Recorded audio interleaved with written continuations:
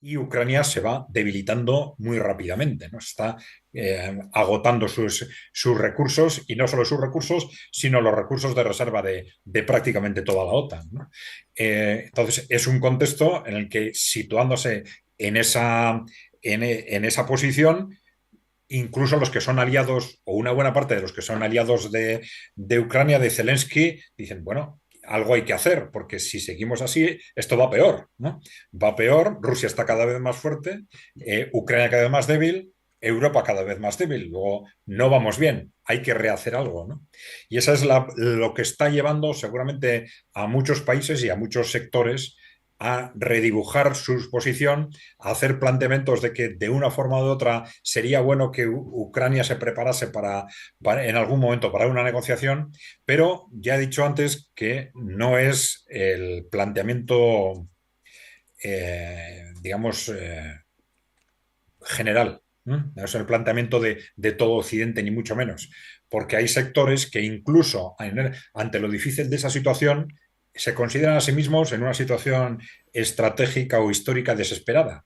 Y entonces, esos sectores no van a aceptar, de ninguna forma van a aceptar una situación o un contexto de negociación en el que, claro, después de lo que ha pasado hasta ahora, en ese contexto de negociación iban a tener que aceptar no solo lo que ya ha pasado en el mundo, de prácticamente todo el resto del mundo alineándose en el bando contrario, sino además una Rusia que iba a salir claramente fortalecida militarmente, políticamente, territorialmente de ese conflicto, con una influencia en Europa que todo el mundo sabe que podría ser a medio plazo definitiva, ¿no? No aceptan según ni ese contexto ni cualquier otro contexto que pueda resultar de una mesa de negociación, salvo que hubiese salido de una mesa de negociación en la que Ucrania hubiera salido victoriosa, ¿no? Entonces quieren, si habíamos dicho antes que las expectativas de éxito de esa ofensiva no eran más de un 15%, a pesar de que Ucrania hubiera puesto todos sus recursos en el asador, por decirlo de alguna forma, estos sectores está dispuesto a agarrarse al 1% o al 1 por 1000 de posibilidades mientras queden, antes de sentarse a negociar. Tristemente, ¿no? Mientras queden ucranianos que mandar, ¿no? Al frente. Y en ese contexto también me gustaría preguntarte, Adrián, el tema de lo que estamos viendo los últimos días en torno al presupuesto estadounidense, ¿no? Que si se prorroga, que si se está de acuerdo en las partidas hacia Ucrania, que si no, que si McCarthy intenta meterlo por la puerta de atrás, esas ayudas.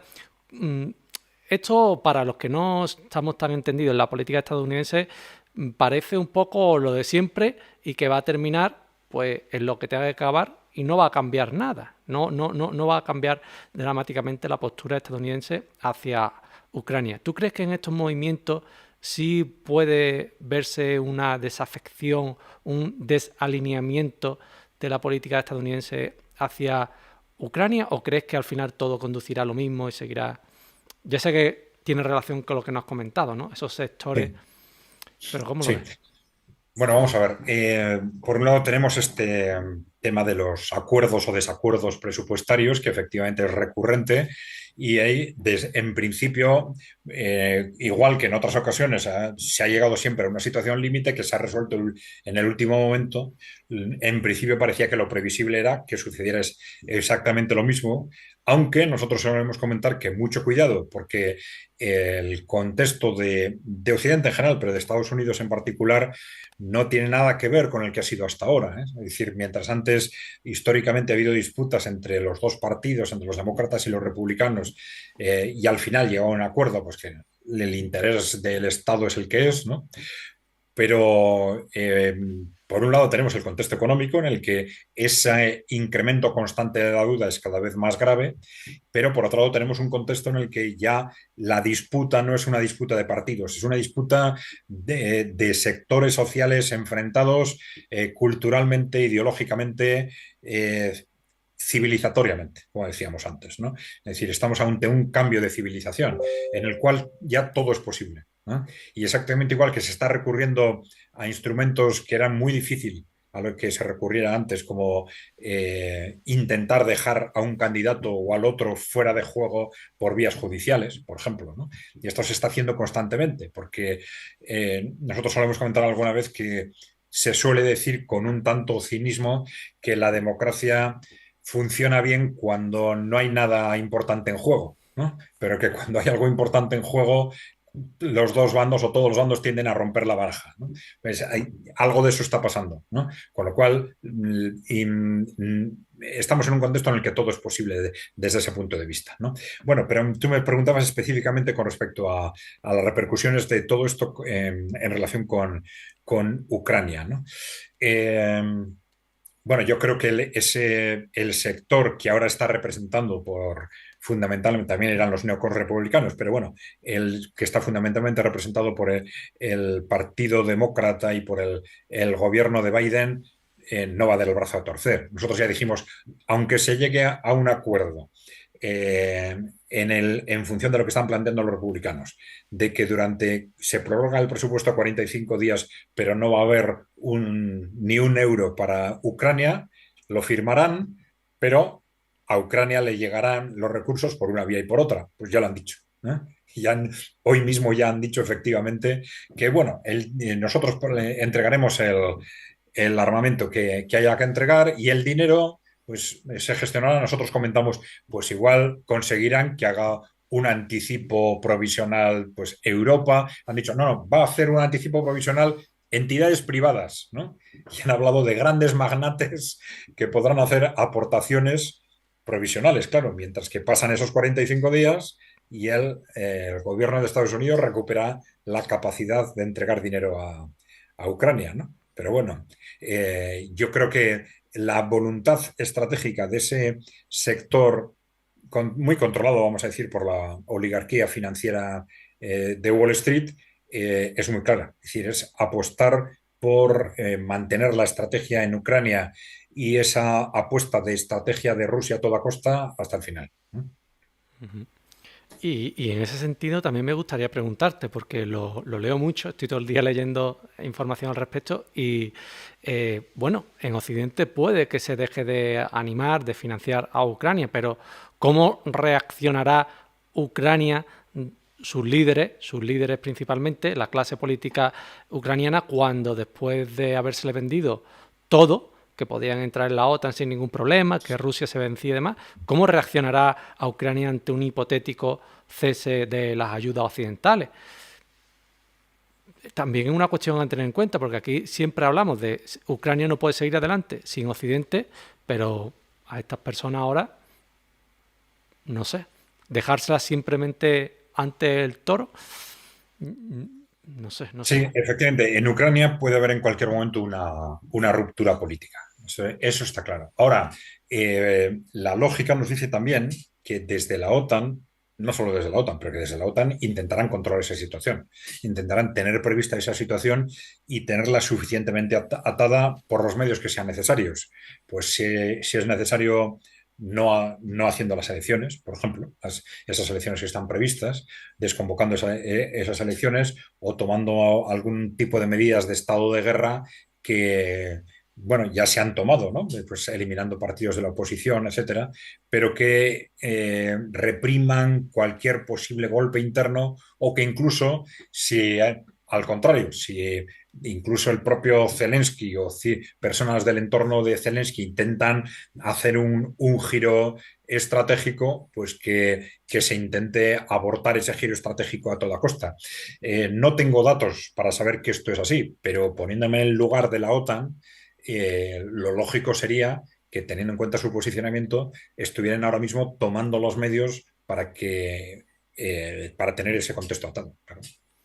Hombre, es que yo pienso, los nacionalistas ucranianos, después de haberse prometido que iban a recuperar el Donbass entero, Crimea, etcétera, etcétera, y ahora se tengan que ver con que pierden Zaporilla, además, ¿no? Gersón, y espérate,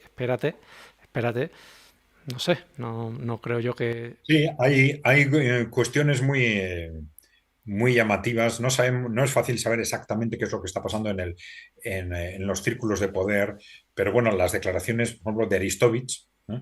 que era una persona del círculo de Zelensky y que acaba de hacer unas declaraciones hablando de que Ucrania debería apostar por un futuro en paralelo con Rusia, en el que Ucrania y Rusia fuesen capaces de enfrentarse de forma conjunta estratégicamente a Occidente, ¿no? Entonces, claro, son cuestiones que te revelan que, bueno, que hay que ser prudentes a la hora de valorar las posiciones. Aristovich, cuando estaba en el gobierno, hacía unas declaraciones tremendamente agresivas contra Rusia, ¿no? Pero entonces, muchas veces no se sabe, y menos en estos contextos bélicos, en el que todo el mundo se mueve con mucho cuidado, qué es realmente lo que piensan unos y lo que piensan otros, y en un caso de ruptura, quién puede moverse en una dirección o en otra, ¿no? Efectivamente, estos grupos nacionalistas, o muchos de ellos neonazis, etcétera, eh, tienden a ser, o lo han sido históricamente, como fueron los nazis en su momento, ¿no? Aparte de criminales, pues bastante tontos útiles, ¿no? Es decir, tienden a dejarse manejar con facilidad en base a referencias emotivas, pues por quienes realmente manejan los hilos, que son o las grandes corporaciones, Occidente en este caso, etcétera, ¿no? Ahora, ¿en qué momento ese control, esa capacidad de manejar la situación en Ucrania se puede romper? Pues como te has comentado, evidentemente, si hay un corte radical de ayudas, ese es evidentemente un momento crítico, ¿no? Pero yo creo que desde Occidente, primero, se va a intentar evitar a toda costa que ese corte radical de ayuda se produzca, y que por eso está habiendo movimientos como el del Reino Unido diciendo, bueno, si hay algunos países que están hablando de la posibilidad de desmarcarse, pues nosotros estamos dispuestos, al contrario, si hace falta, a ir directamente a llevar nuestro ejército a Ucrania, ¿no? Es decir, ese esfuerzos lo van a mantener, y esa voluntad estratégica la van a mantener hasta el final. El Reino Unido decía que iba ya la Royal Navy para proteger los graneleros, ¿no? Que transportan el grano por el Mar Negro, ¿no? Estaremos pendientes de los Gurras. Vamos a ver, yo por decir algo en favor de Zelensky y su régimen, aunque parezca que no, intento siempre ponerme en la perspectiva del otro, ¿no? Diríamos, ¿no? Entendería esa desafección hacia Occidente por cuanto se le ha vendido una cosa que también se la han querido creer ellos, pero tantos cantos de sirena, tanto alabanza, tantas reuniones, tantas fiestas, tantas promesas, y hombre, entendería que de alguna forma se sintiera engañado si finalmente lo van a dejar tirado ante el oso ruso. Digo intentando ponerme que claro, que se han dejado engañar, que la OTAN no ha tenido que hacer mucho Occidente por encauzar el engaño, ¿no? Pero también me da pena, porque algunas veces yo veo en la ONU cuando no lo escucha nadie, o en la OTAN cuando lo dejaban allí solo en un rincón a Zelensky, y en definitiva es el presidente de muchos millones de personas, que bueno, también podríamos hablar de cómo llegó al poder, ¿no? Pero siento cierta tristeza, ¿eh? Al respecto por la situación en la que se ha metido Ucrania. Siempre me cuento, Sí,